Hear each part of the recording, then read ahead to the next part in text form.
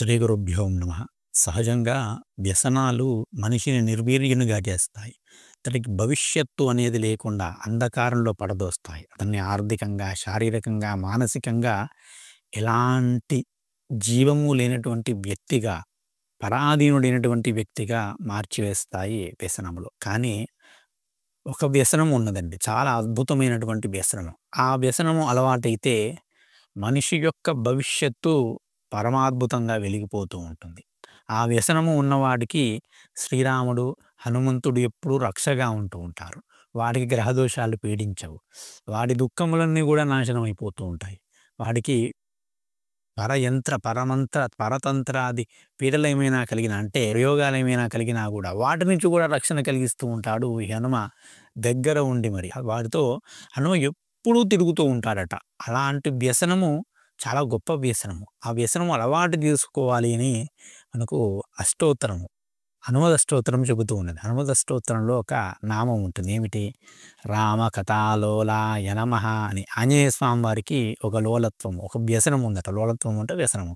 ఏమిటా వ్యసనము? రామకథా లోలత్వము. రామకథను వినుట యందు, రామనామము చెప్పుట యందు పరమ వ్యసన పరుడట ఆంజనేయ స్వామి వారు.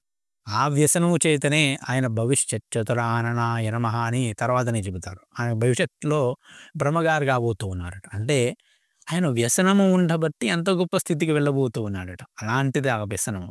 రామకథ యందు ఎవడికి ఆసక్తి ఉంటుందో, రామనామము చెప్పుట యందు ఎవడు ప్రీతి పొంది ఉంటాడో వాడితో హనుమ ఉంటాడు. వాడితో రాముడు ఉంటాడు. వాడికి జీవితంలో తిరిగే ఉండదు.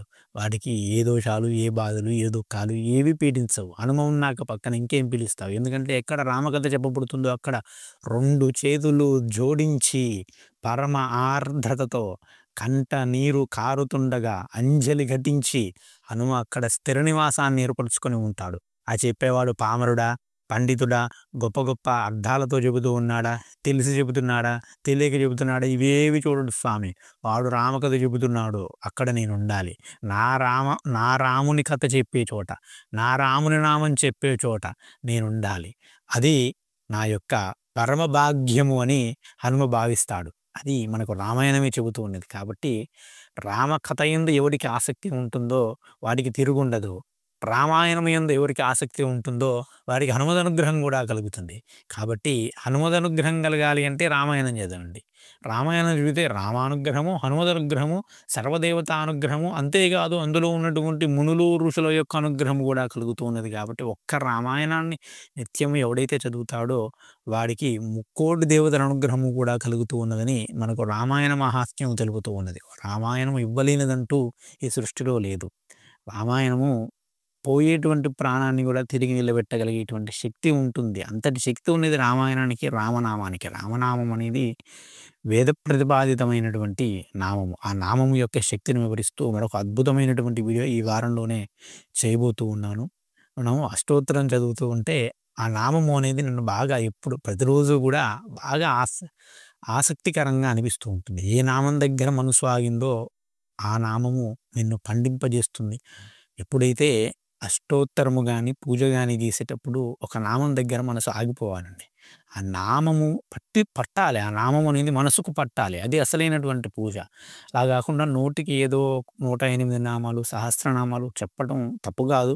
కానీ ఊరకే చెప్పిన దానికంటే దాని అర్థాన్ని తెలుసుకొని, దాని భావాన్ని మనసులోకి తీసుకొని, ఆహా! ఏమి భావం ఉంది ఇందులో, ఇలాంటి భావన నా మనసులో ఎప్పుడు స్థిరపడుతుందో అనేటువంటి తత్వం ఎవడికైతే వస్తుందో వాడి జీవితం పండిపోతూ ఉన్నది. నామాన్ని పట్టుకున్నవాడు సమస్తమైనటువంటి సంసార బంధముల నుంచి కూడా విడిపడతాడు. కాబట్టి పూజ చేసేటప్పుడు ఆ నామం యొక్క అర్థాన్ని తెలుసుకుంటూ పూజ చేస్తూ ఉండండి. హనుమద్ స్తోత్రాన్ని చదివినట్లయితే అనేకమైనటువంటి సమస్యల నుంచి బయటపడవచ్చు అని పెద్దలైన వారు చెబుతూ ఉంటారు. అది చాలా శక్తివంతమైనటువంటి అష్టోత్తరం. తీరని బాధలు ఏమైనా ఇబ్బంది పెడుతున్నాయి అన్నప్పుడు మీరు నిత్యం కూడా హనుమద్ అష్టోత్తరాన్ని చదవండి. హనుమద్ అష్టోత్తరాన్ని ఒక్కొక్క నామాన్ని మనసులో రమిస్తూ, భావిస్తూ చదవండి. కొంచెం మొదటి రోజే మనకేం అర్థాలు తెలియదు. చదవగా, చదవగా మనకే అర్థాలు స్ఫురిస్తూ ఉంటాయి. తెలుసుకునేటువంటి ప్రయత్నం చేస్తూ ఉంటాం. అలా అర్థం తెలుసుకొని ఆ యొక్క పూజని చేస్తే పరమార్థాన్ని మనకి ఇస్తుంది. మోక్షాన్ని గూడా ఇస్తుంది గాబట్టి పరమాద్భుతమైనటువంటి ఆ రామకథ, ఆ లోలత్వము అనేటువంటి ఆ వ్యసనము మనకు కూడా వచ్చేలా అనుగ్రహించమని ఆ స్వామివారి యొక్క పాదాలు బట్టి ప్రార్థిద్దాము. మరొక అద్భుతమైనటువంటి వీడియోతో మళ్ళీ కలుసుకుందాము. శ్రీమాత్రే నమః. స్వస్తి. జై శ్రీరామ్.